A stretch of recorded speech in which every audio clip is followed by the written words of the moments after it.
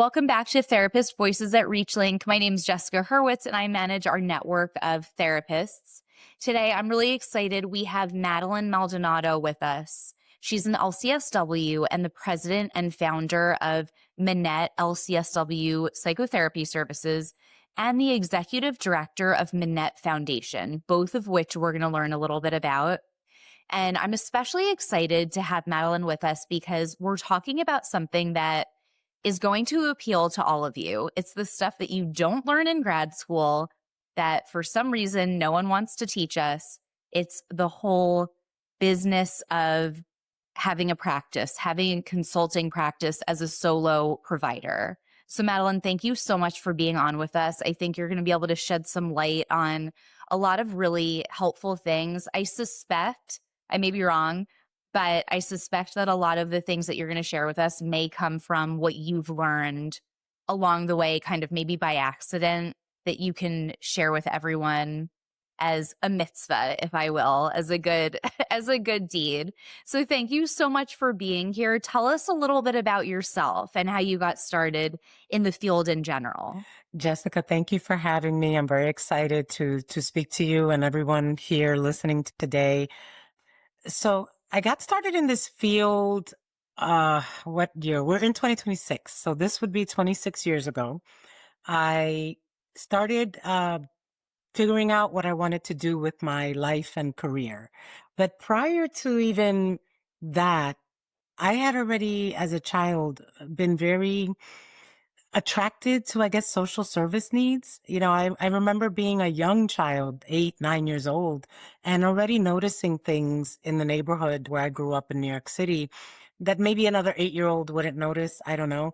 But I really was observant about, hey, why is that person on the street asking for money? Or, why is that person without a coat and it's winter? And I would always ask those kinds of questions. And my father, God bless him, would always tell me the truth, in a nice child appropriate way. But he would tell me that person doesn't have money. That person is poor. That person needs help. That's why we give them money. And so as a child, I think I already had that foundation of really wanting to help and being able to see things going on that hurt me as a human being. And then fast forward to college, I had been studying engineering. That's what I thought I was going to do with my life. And I had done 3 years of internships with the MTA. And I had a wonderful internship in Brooklyn. And I really am thankful that the owner was honest with me. He told me I had very good work ethic and I was talented, but I talked too much to be an engineer. So at that point, I said, I think he's picking up on something. I hope you said thank you. Well, I thought it was a little bit of like of an insult at the point, like I took it like, oh, wow, he doesn't like me. But I think it was the opposite. He saw me as I liked the work, but I was more into the people. So I would, do the work, but in between, I'd want to talk to the engineers about their lives and ask them all kinds of questions. And that's not what that profession does. And so I started to really pivot and say, what do I really want to do that goes with this passion that I have for wanting to talk to people, to connect with people? And my advisor in college, she suggested I try an internship at Bellevue Hospital. So I did an internship at Bellevue Hospital in the city, and I was in the HIV/AIDS unit. And I would go from room to room, just talking to people who were recovering from whatever illness they were having. And I just fell in love with it. I was like, this is exactly what I want to do. I am like enthralled with people's stories.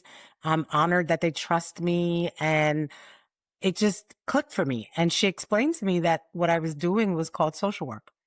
And so I started to change, my major and my trajectory to go towards social work. And then, of course, I went to graduate school and got my degree in this and had more internships. But I felt like it was an evolution where I kind of always knew I wanted to be in some kind of human service related field, even though I had talents in technical things.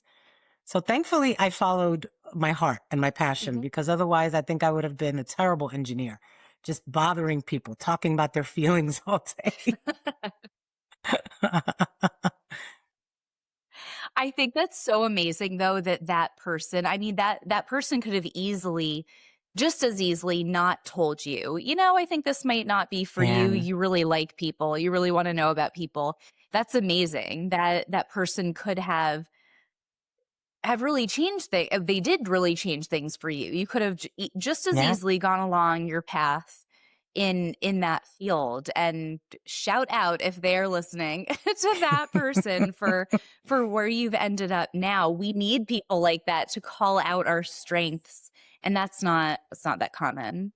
Well, if you are listening, we know it's you, and we're thankful We know because it's you. now we have Madeline with us.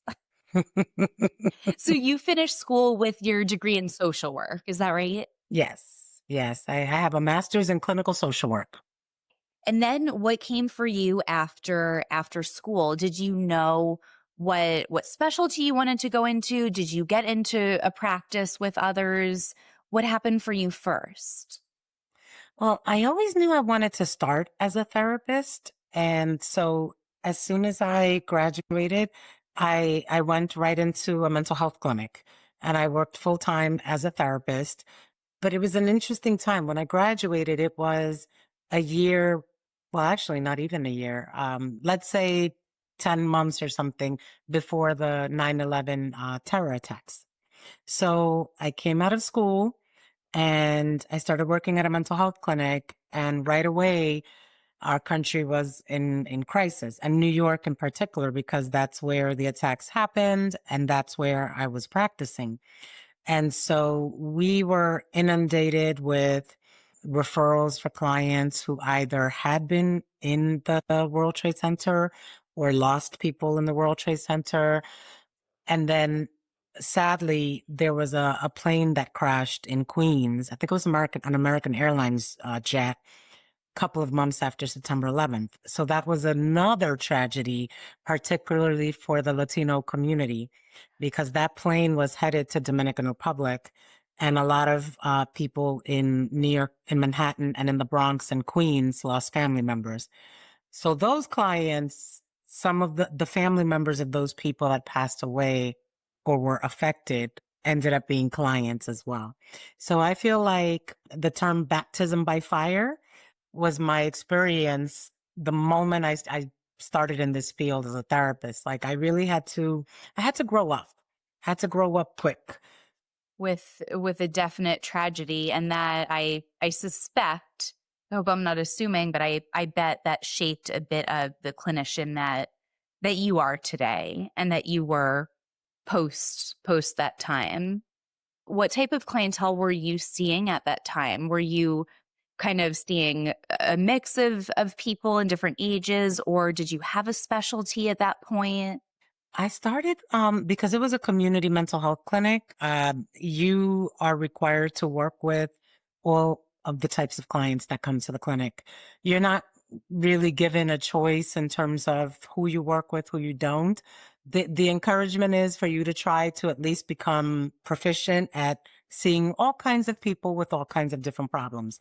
And so I had clients that were, I mean, they could have been my parents, which, at 20, 24 years old, I was like, this is a little weird, me giving advice to somebody that could be my mother or my grandmother. But again, I realized I had to grow up fast and kind of see myself in terms of my professional identity and really solidify that outside of who I felt I still was as just Madeline. And I think that was probably something that they didn't explain or train us about in graduate school. Really the importance of professional identity and holding on to that, because you may be a lot younger than your clients, or you may be working with clients where you feel like they have more life experience than you, or, something like that. And you still have to be able to be effective in the work that you're doing with them. I worked with young children as well, which was interesting because I never wanted to work with children at that point in time. And of course, you don't want to, and you get 15 of the kids on your caseload. And all the hyper little impulsive, aggressive little boys. I was like, oh God, I don't want to go to work. I had them all. They knew. They knew. They knew. I think they just were like, we're going to make sure that she really knows if she doesn't want to work with kids. And it's not just saying that. But that's what I think so many people, even people that I've had on the podcast so far, and then combined with just therapists that I know, I feel like everybody that says they started off or had experience in community mental health in a clinic of sorts have said that it was the hardest thing. It was so challenging, but it shaped me. Yes. It introduced me to all different types of clients, ages, presenting issues, just like you're saying, kind of no preparation, just getting whatever is there. And I've also heard a lot of people say that's where you really learn to write some very in-depth notes Yes. and documentation. Yes. And I think just from what I've heard people say, that's really very much shaped a lot of people into the clinicians that they've been able to then become. Yes, I agree 100%. The field has changed a little bit in terms of, when I graduated, you didn't see a lot of therapists talking about going into private practice right away, particularly, a few years out of school. I can't recall a single friend or colleague talking to me about that stuff when we were in our late 20s or mid 20s. Now, I think with the rise of social media and so many therapists who are online, kind of like, exposing a little bit about what they do and also glamorizing it to some degree, you have new graduates kind of just wanting right away to have their own private practice. And I am so for people having a private practice, a business, if that's what you want to do. But, we'll get into this more obviously in this discussion. I think that you have to be ready for what that entails because it's not glamorous. I can tell you that. And the training that you get as a therapist in a community clinic is, I think, the best version of boot camp. How in New York, these are popular, the boot camps to get in shape. If you haven't been doing your workouts all winter long, you get into that spring boot camp. And in 90 days, they'll get you back into like a workout mentality. Like you'll look good. These boot camps work. I've done them. So I think community clinics are like the boot camps for new therapists because you learn how to work in a streamlined way. And you're working with people who possibly are in crisis. You're working with the wide range of DSM-5 diagnoses. So, you can't just get used to this habit of everybody's mild and just an adjustment disorder. No. My first client of the day is schizophrenic, followed by bipolar, followed by post-traumatic stress, followed by ADHD, followed by the nice old lady who's just lonely. I'm not sure what's going on here. And this is all day long. And what I loved about the community mental health clinic model, though, is that you are surrounded by other therapists who, iron sharpens iron, to use that saying. There's a clinical supervisor, there's clinic director, there's possibly a psychiatrist or a psychiatric nurse practitioner. So when you have all these people together, there's always somebody to go to and consult and just bounce ideas off of and learn from. I mean, I learned medication from psychiatrists. And although I'm not a prescriber, it just came from a lot of a lot of conversations where I would ask and say, how do you know which antidepressant to start with? Just how do you know that this antipsychotic won't work? Why are injectable antipsychotics better than the pill? I would ask those kinds of questions. And they would always say, like, are you going back to school? I'm like, no. Medical school is not for me. I don't like the sight of blood or guts or anything like that. So, but I really wanted to understand. And that's what a community or a group setting allows providers to have. And private practice as a solo provider does not allow you to have. I'm glad to hear you talking about this because I was speaking with, I had a guest on a couple of days ago that is a play therapist. And when I was in grad school, got randomly placed in my internship in play therapy, which was like my fifth choice of 1 through 5.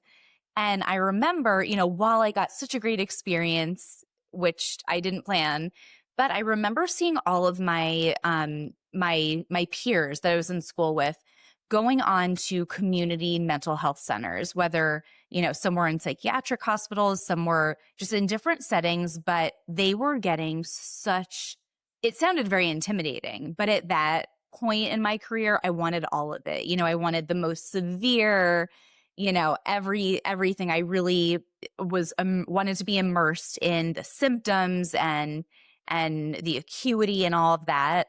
And I do always feel like I missed a bit of an opportunity that my peers did have, even though it sounded awful for them at the time, I remember them being called in on weekends from their supervisors saying, you didn't do this note properly. You need to come back in. And I remember thinking, oh, I just get to play with these kids. That's unfortunate for them.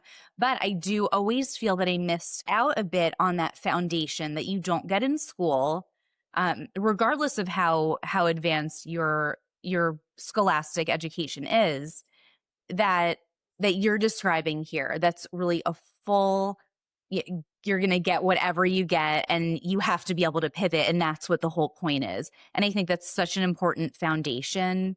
And anyway, enough about me. I want to know more about then from there, you went to find out something very important, which we've touched on a little bit in this conversation already, that we're not prepared. We don't know how to work in private practice the way that many of these perhaps younger, newer to the field clinicians think they're going to, okay, jump in. I've got a private practice. I've got a biller, perhaps even. I know technology because I'm young. I get it. What was that like for you? Because I know then that's what you really went into specializing in. What was that like for you? Did you fall into that? Well, I'm actually gonna segue into responding to that, but with something that came into my mind when Okay. you were saying about jumping into, private practice. I think it's important to name this because so many of us like carry in the world of therapy, we carry this as like a, shameful like secret. A lot of us are very intimidated by the DSM-5. Prior to the 5, it was the 4 and the 3. That's how long I've been in practice. But people are terrified about that manual. They're even terrified about the small one, the the one you keep on your desk, The condensed the one. condensed one. Yeah. And when you really, I've supervised enough therapists to know where I've had to say, are you nervous about diagnosing? And, the ones that are kind of like, yeah, I don't feel I'm great at it. Well, then we need to work on the skill because there's no way you can practice independently if you don't know how to diagnose properly. Because number one, it's your legal liability that's on the line. You are responsible, just like a doctor is responsible when they're putting a diagnosis. You are responsible, and you cannot ethically just underdiagnose or diagnose the few diagnoses that you're comfortable with because, those are the ones you like you actually, there's a science to this, a system to it. And we have to get better at it. And so, I wanted to just kind of say that because I think that that's the first thing, the supervision and the quality of the supervision and training that you've had kind of sets the tone for how challenging it's going to be to have your own practice because you have to make every decision pretty much on your own. It's your practice. No one's telling you what to do. So my first private practice experience was actually in my late 20s. I was part of a group practice named Hispanic American Consulting in Yonkers, New York. And it was started by a former coworker of mine at that first clinic job. And so she called me and said, I know you may not want to come work with me full time, but I like how you work. What do you think of doing a part-time, private practice, but under me, so I will pay you? I said, you know what? I think I could do that. I'm in my mid-20s. I could use the money. Why not? And so that was my first foray into private practice because although it was under her business, I still had to do all my own notes, fill out all my billing submissions. I had to call my clients, schedule my clients, and my clients no showed or canceled. So there was a lot that I started learning, like, oh, I'm responsible. There is no one else I can put this on. Whereas like a community clinic, hey, I'm sick. You just call like the admin assistant and she'll call your clients. Not in private practice unless you happen to have an administrative assistant. So you better always have all your clients' phone numbers with you. I learned that at 26 years old. Like, this was before I had a cell phone. So I would have like a little piece of paper with client initials and their phone number so that I would know if I was sick or something. This is how I reach these people, because there was nothing electronic either. So it wasn't like I could log on from a computer. I didn't even have a home computer at that age. So I'm dating myself now, right? So Madeline, you were in a period where you're working at this practice with someone that was trusted to you, which by the way, I know not everyone is in that situation where they can go to work for someone that, and I liked how they said, I like your work. I know your work and I like your work. Because these days, Uh-huh. not necessarily what everyone's hearing. You might Yes. just be another number. Yes. So you didn't have phone numbers. It was a different day, and you're really Uh-huh. hustling to get your clients what they need. How long did you work there for? I was there 7 years, part-time. Yeah. So I had a full-time Oh, job. part-time. Yep. I had a full-time job. That's when I started doing more of, supervision. So I had a full-time Okay. daytime job where, I had first been like a program coordinator for a program that did workshops in the community. And then became a clinical supervisor at a hospital. So I had, responsibilities all day long, 9 to 5 in those roles. And then I would race to go to my private practice to see my clients at 5:45. That was and every 45 minutes I had a client until 8:30 at night. And I also worked Saturdays, which I hated. I hated working Saturdays. I did. I did. It was only 9 to 2, but so I can always empathize with people that Still. work Saturdays and hate it. I'm like, just make sure you have an end date. I'd rather work till 10 o'clock at night during the week than work a Saturday. And it's so interesting because, some people would say the total opposite, and then some people would say Yeah. exactly that. Yeah. And that is a quick pivot why I think virtual counseling has totally opened up some Yes. differences, some different opportunities for people, that providers and clients alike.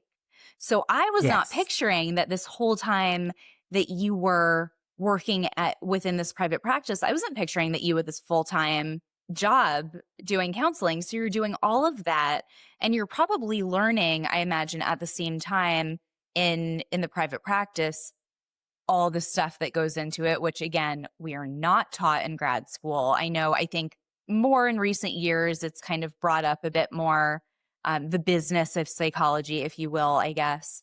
But so what did you learn? Did you learn a lot from your friend, your colleague when you were working there in terms of how to have a practice? I did. And in fact, because this was before we had access to all this technology, which does make running a practice a little bit easier. Billing has gotten easier since we do electronic billing. Let's just call it that. It is a little easier now to go into portals online and get information. So yes, that has helped.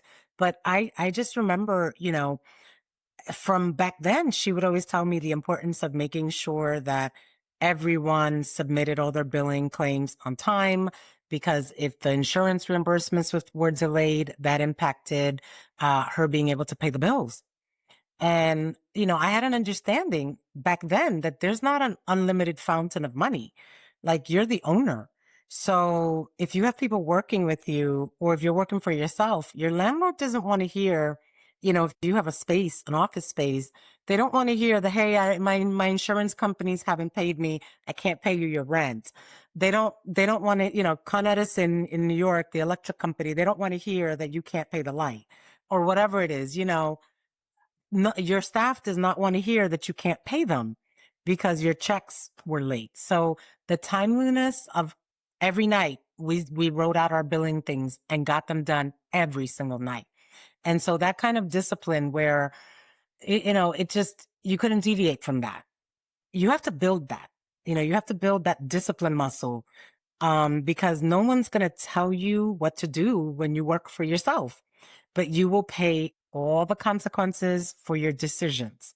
The buck starts with you and stops with you, as they say.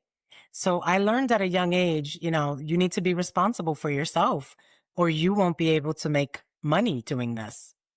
And a lot of people, I would imagine, in those first couple jobs aren't necessarily thrown into that lucky learning Yeah. situation that you were in to understand all of this.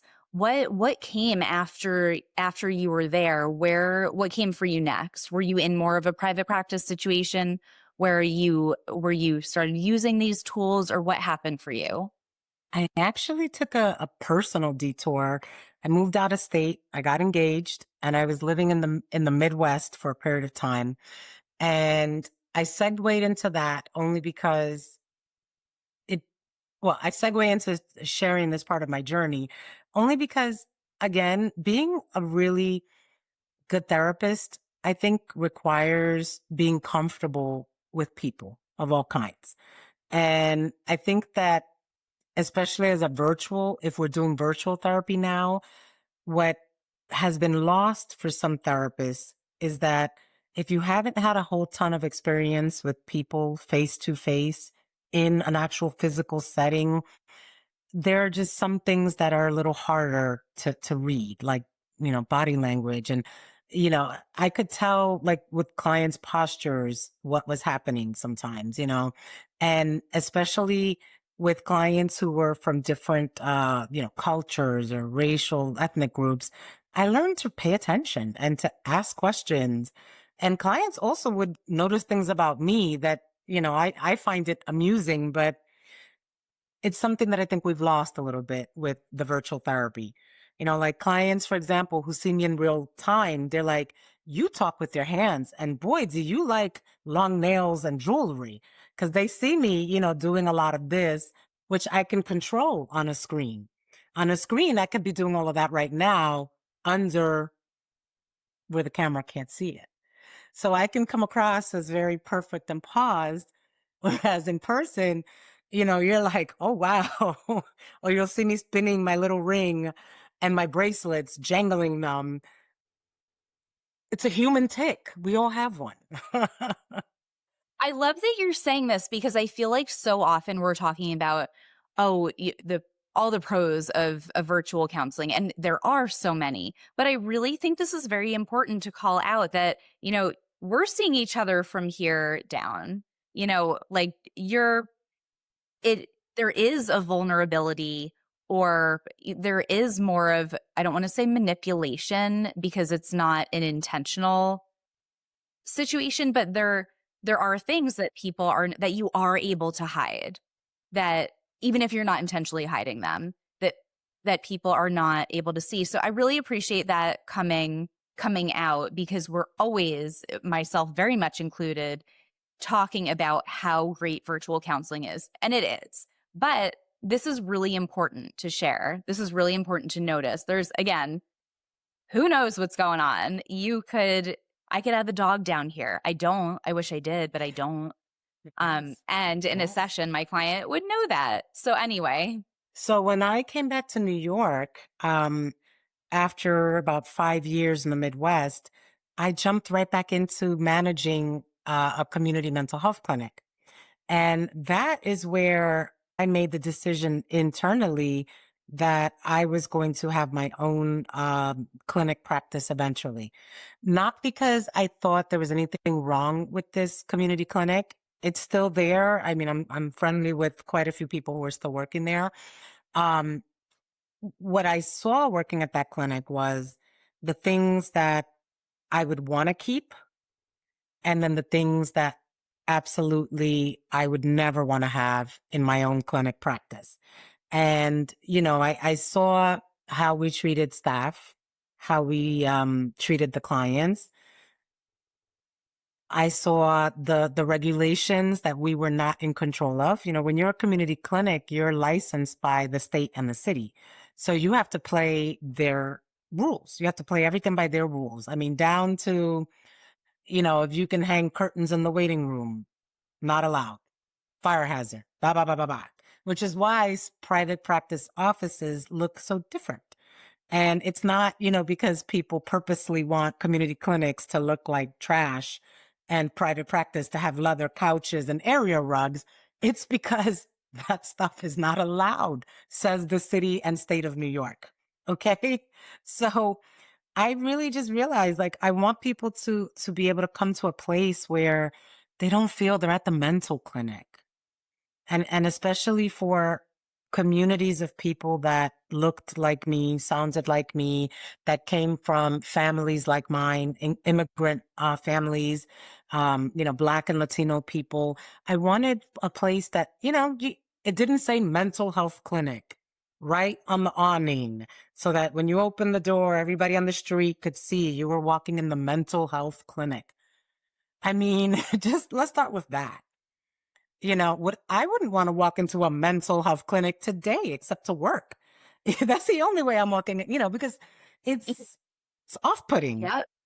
Yeah, it's off-putting. It signals to the Even world there's with it something wrong. more with right, even with stigma changing and being different, at the end of the day, you are a human. You are not necessarily going to want to shout to the world, I'm walking into my mental health clinic or my mental Yes, health hospital, however, yes. whatever they're calling it. And you don't have to. You don't Yeah, have to feel that way. yeah, yeah. And, you know, I also really wanted staff to also feel that they could relax. You know, all these regulations also, you know, for example, we were never allowed to wear sneakers. We had to dress corporate. Now, I like to dress nice all the time, but my staff, some of them were like, you know, is it okay if I wear sneakers? Nope. It's in the HR handbook. No sneakers. No sleeveless tops like you're wearing right now, Jessica. No sleeveless tops. This would have been a problem. I would have had to tell you, Jessica, you can only wear that top if you are going to put a cardigan or a jacket over it for your sessions. That's a violation of our dress code. So I wanted our staff to just feel comfortable. You know, if you wear sneakers, if you're the type of therapist who gets on the floor with kids, come to work dressed appropriately for that type of work. You know, if you're the therapist that wants to wear, you know, 5-inch heels and dresses, come to work like that. You know, if you want to wear, I don't know you know, when I had therapists, for example, who were part of the LGBTQ community and they felt like they wanted to express themselves in a certain way. And I, you know, again, I'm dating myself. This was, you know, before companies being more tolerant. There were rules around, you know, how male and female genders should present in the office. And I wanted to kind of do away with some of that so that the actual clients that we were trying to serve could feel comfortable seeing therapists who reflected them too. You know, everybody doesn't want to wear a blouse, slacks, and pumps, you know, as a female. And as a male, everybody doesn't want to wear a collared shirt and khaki pants and loafers or dress shoes to the office. So just even small things like that, I started saying, how can we make something that is accessible to this community that I love and that they're proud of going there and that this is a home for them. And so that's where the idea kind of started. But taking that idea from just an idea to reality was probably, I think, one of the hardest undertakings of my life. And I will, you know, Tell say us as a, more. Uh-huh. okay. As a side note, I'm very blessed. I have an amazing business partner and co-founder, Mary Tavares Garcia. She's also an LCSW-R. She's Latina like me, Dominican background. So we have a lot of similarities in training. And we could help each other with some of the things that needed to be done. But this was still work for 4 people. And it was the 2 of us to start this clinic. And when we decided that we were going to do this, it was the beginning of 2020. We all know what happened in March of 2020 with the COVID-19 pandemic. So we had just sent our paperwork to New York State to get our name incorporated and get permission to have this therapy business. And New York City shuts down and goes into lockdown and quarantine. And that could have been enough to derail the whole thing, but she has a great disposition. And she said, we'll just keep working on this. And when New York opens, we'll be ready to go. And it took about 2 years of fighting through the red tape, because the red tape trickles everywhere. It wasn't just getting the approvals from the state. It was getting the credentialing from insurance. So to get credentialed as a provider in a group, oh my God, some of these insurance plans will take about a year. So it is easier if you're starting as a solo practitioner, because now we have platforms like Alma or Headway or all these other things. But even with those, it still could take 60 to 90 days. And in that time, while you're waiting to get credentialed, you now have to start coming up with a business model. Because let me just say that one more time. This is a business, and your business is therapy. And I think when you come into this business as a therapist, you are looking at your interactions as, I just need to see clients. That's about 30% of the work if you're a business owner. The other 70% really is running your business. And you can't drop one thing and only focus on the other. So figuring out how you're going to see your clients and manage a business. Are you going to only be in person? Are you going to have a location? Okay. How much money do you have available to fund this business? Because to be fully transparent, we did not have any loans. We did not have any kind of seed money. And we wanted to have seed money and a loan, but you couldn't get one during this time. You just couldn't. So, and for those of you listening who are like, well, I have good credit, getting a business loan when you don't have a business that's been running, it sounds really illogical. But the first thing they'll ask you for is proof that your business has been successfully running. In order you go to Chase, Capital One, Bank of America, all the big banks, they're all going to say no, even with good credit, because you don't have proof that you have a business that's been running for a couple of years. So you either are going to have to rely on savings, or you're going to have to rely on credit, your own credit. So we kind of, did a mix of both, but I can tell you the first 2 years of a private practice, you are bleeding money and just trying to keep your head above water, because as soon as money comes in, it's going right out. And, you already owe the money that's come in. So the money that comes in, you already owe that, whether it's to pay for your electronic record system, or to pay your biller, or to pay, whoever's assisting you with phone calls. So as soon as you see that check, it's already for something else. And you will not be able to pay yourself this big salary that you may be thinking that you will. It takes time to build to that. And it's uncomfortable. It's uncomfortable.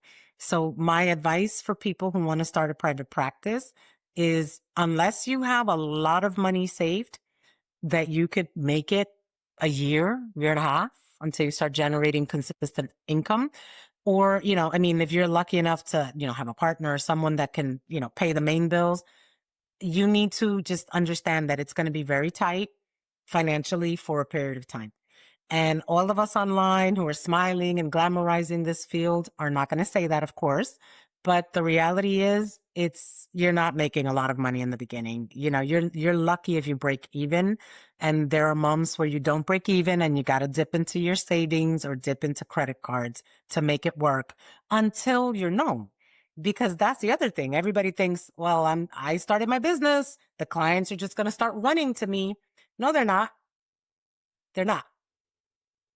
And when I started my business, I had already been in practice 19 years. If anybody should have had people running to them, it should have been me. They were not running. And Mary also has that many years. They were not running. We had some people that were like, great, I'll start telling people about you. But you also have to become a master at marketing and sharing that you have a practice and that you're taking clients. And everybody, what do you do? What's your website? Hi, another expense. And getting a website done is not this magical process where somebody comes in and creates your website. You actually have to collaborate with them to create this website. So that's more work that you will be doing. And you have to pay someone to do this unless you are a master at this kind of stuff.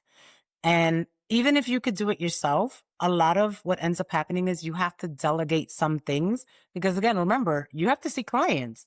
You got to your business is seeing clients. So you have to create revenue. And then you have to also create things that create more revenue. So a website, a social media presence. You got to get out there and network and meet other professionals, doctors, maybe school personnel, people who could send you clients. So you literally have to promote yourself.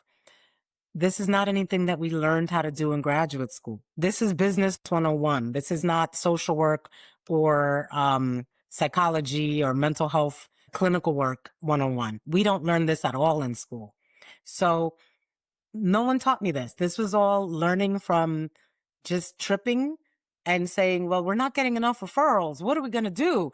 You know what? I'm going to print some flyers and start calling people that I know and going to this number of schools this week and showing up to doctors' practices. And I'm going to get on Instagram and do lives. And I'm going to, tell all my therapy friends, can you recommend me? I have a practice now.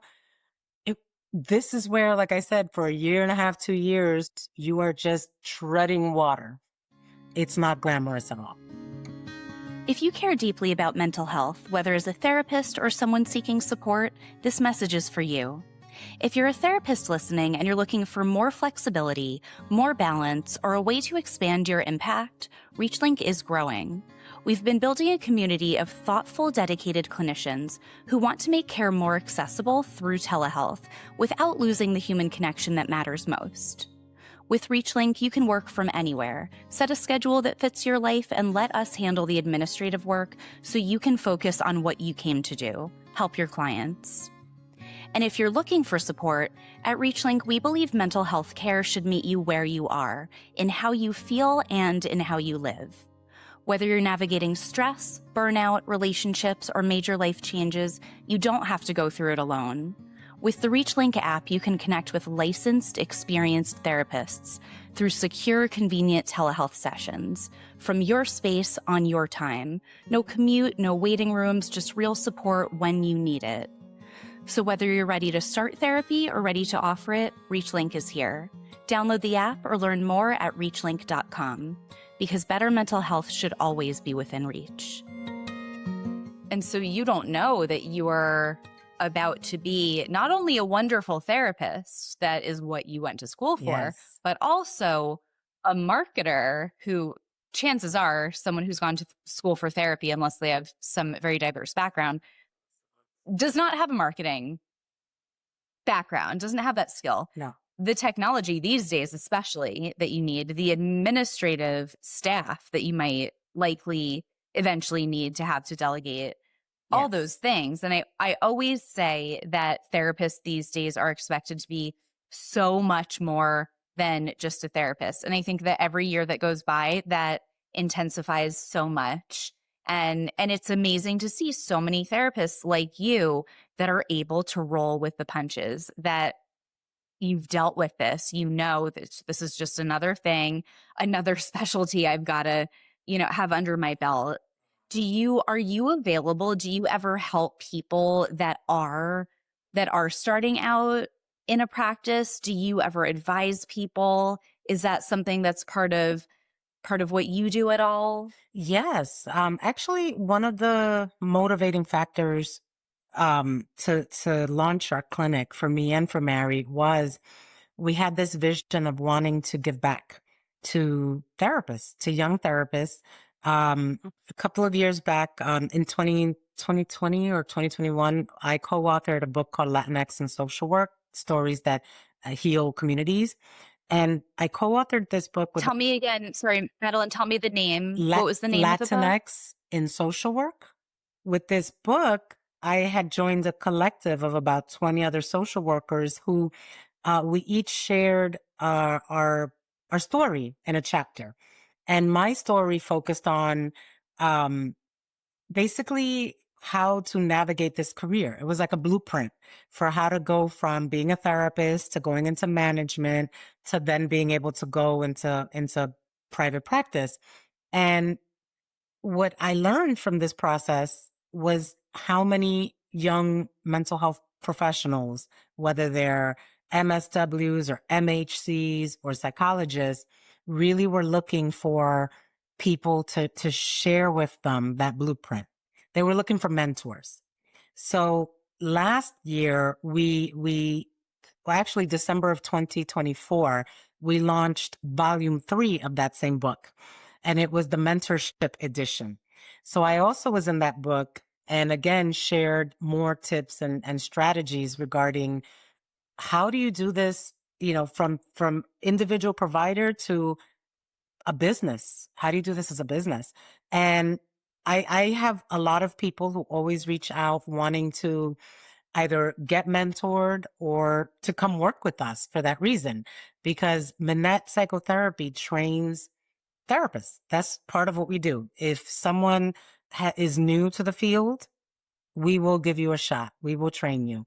And if someone has been in the field 10 years, but maybe they just don't have the confidence to start a private practice, or they don't feel that they have the skills yet to go into private practice, we will work with you and train you. And for us, it's a success when someone says, I've worked with you a couple of years. I think I'm ready to launch my practice. We'll celebrate you. We're happy for you because it means you were a success story. What we envisioned teaching you worked. And now you're going to go out there, get your own practice and help more people, because this is the end game for us. There's not enough therapists. Considering all the people that need help, there's not enough therapists to fulfill that need, especially therapists who speak other languages like Spanish, especially therapists who are experienced with multicultural communities. So the goal is to make as many therapists as we can because the demand is overwhelming. And there are people that are on waiting lists for 6, 7, 8 months in the Bronx where I have my clinic. That's how long it can take to get a therapist, especially a Spanish speaking therapist. Wow. So people are really lucky. This is an amazing thing that you're doing, that you're making available to budding therapists, or not even budding therapists that are established, that really need your support. Madeline, I know that I think you guys recently went through a bit of a rebranding. Tell us a little bit about that, because I think it might be really exciting. Yes.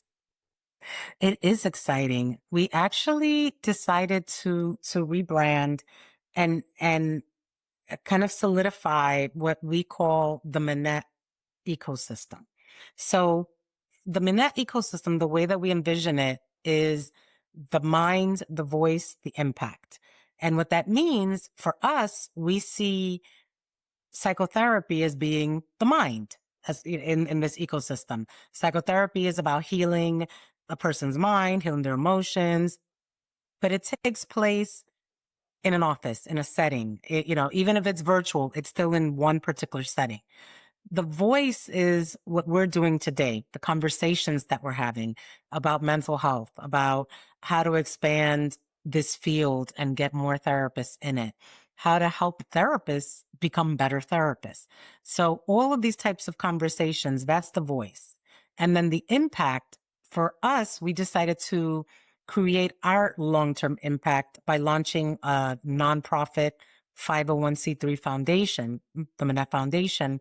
But the impact really is, how do you move healing and this work from just clinical therapy rooms, whether it's a private practice or a community clinic or a hospital, how do you move it from there into the actual community where you're really making an impact in how people live day to day so that they don't need to constantly be in therapy just to navigate this world or their experiences in this world. So that is our rebrand, and we are extremely proud of it because we are, like I shared a moment ago, we are training future therapists. We also take graduate students as interns. And in the time that we have been in practice, we have graduated 16 graduate students. We have helped them graduate. We have been their second year internship. And all of these therapists graduated and are licensed now. So they're out here in the world making an impact. And, we also work with mental health counselors who have their limited permit and they're working on getting their full licensure so that they can also be independent. We work with them as well. We train them and we give them that experience of different clients from all walks of life within a structured setting. So we teach them, this is how you do the billing. We do have a biller, but you have to fill out and organize your invoices every week so that you know how much money is coming to you. And yes, you have an electronic record system, but you need to do your notes consistently. And your notes should look like this, because when you least expect it, somebody will be auditing you, whether it's an insurance company or a patient may need records for something, a lawyer may reach out. You don't want to become a nervous wreck because of something like that. Like, there's a way to document so that okay, yeah, this is fine. I can send this. Training. We do a lot of trainings from HIPAA to ethics to clinical trainings on all kinds of DSM diagnoses, because we don't want people to be scared of clients. Trauma-informed therapy. What is that? Well, this is how you do trauma-informed therapy. This is how you do cognitive behavioral therapy. This is how you do dialectical behavioral therapy. And it's not that you have to become a master at all of these things, but if you at least have a sense of some of the skills, you can see if you can work with a client that can benefit from this. And it may end up being a fit. And if it's a client that needs something much more structured and intensive, then at least you have the skill to say, you know what, I think you need an intensive DBT program. Let me connect you to that. Or, maybe you need a specialized, treatment in this instead. But we have to at least not be afraid to assess and diagnose. So that's really, where we feel that we are doing things differently and trying to change what mental health looks like, particularly in, like I said, the communities that we're in, which is the Bronx, New York, well, all New York State, but physically we're located in the Bronx.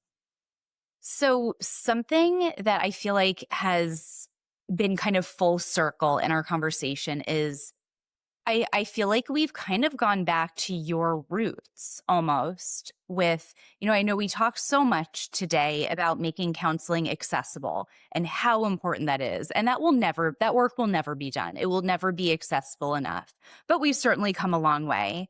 It seems almost as if you're making being a therapist more accessible.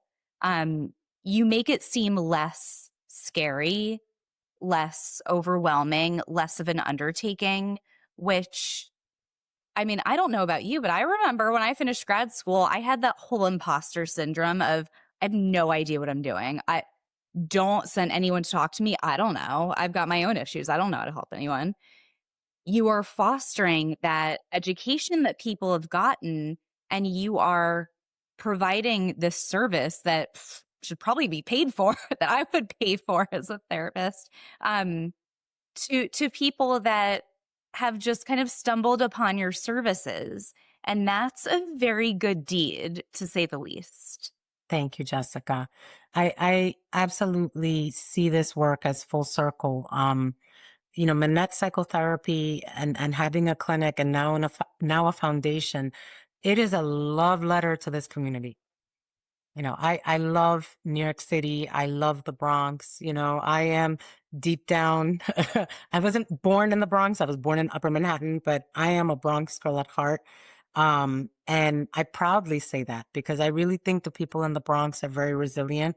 I love everyone in all the boroughs, but there's something very special about the Bronx. And also because the people in the Bronx face some of the most difficult, systemic issues that we see in terms of housing and poverty and illness and high rates of joblessness and poor housing opportunities.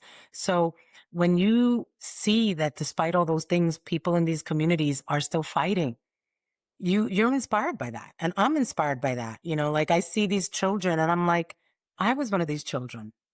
Who knows if somebody looked at me one day and was like, she's going to be, no one in life. And then years later, I came back and I'm doing something for this community. And I think that I also want to come back for my therapist community, because I did have people when I first started out who really made me feel like maybe this wasn't going to be for me. And like you said, people complicate it.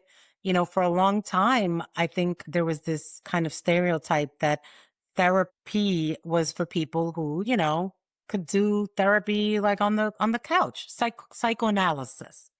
And there wasn't a place for us who Right. wanted to do more, boots on the ground psychotherapy. I'm like, I want a couch in my office where I could lay down. That's not realistic for most of the clients that we see. People are dealing with some problems. They're not going to lay down and relax to talk to you, even if you have a couch. So let's get to work, whatever it looks like. And I think that I want people that come from where I come from, who also have that same desire to help these communities, to feel like you can do it, to silence that imposter syndrome voice and to say, I can do this too. I know it's going to be hard, but there's a blueprint. Madeline and Mary are showing me how to do it. They'll actually train me hands-on if I need it. And then I can feel confident to launch my own and develop a specialty. Over the years that I've had therapists who have supervised, one has a creative art therapy practice. One went into EMDR. One just recently told me that she's going into like immigrant issues. So I'm like, oh my God, this is wonderful. Like, I now know where to send also people that maybe they come to my clinic and no, I'd rather you go to her practice. We trained her. We know she's good. She specializes in this. So we're creating a network, like a real-time network of people who are culturally and competently trained and have the heart for this work. So it's absolutely full circle. Thank you for noticing that. Absolutely. And everything that you just said then was its own full circle. Your inspiration that you've referenced is in itself inspiring. To me, just sitting here with you, I imagine to anyone who listens to this, you're wonderful. Thank you. I am so excited to get your name out there even more. I'm sure it already is. I really want people we're going to make sure everyone knows how to get in touch with you. So I hope your inbox is open because I've got so many people that have just come to my mind that would benefit so much from someone like you who wants to give back and doesn't just want to give back, wants to also continue to help guide and shape to the point where you're able to refer to these people. It's such a give and take. So thank you so, so much, Madeline Maldonado, LCSW. You're incredible. Thank you. President and founder, Minette Psychotherapy Services, Executive Director of Minnette Foundation. We'll have more information to come on the notes after the episode. Thank you so much for being here with us and truly for everything that you do. Thank you, Jessica. It was such a pleasure. You too. Talk to you soon. Thank you.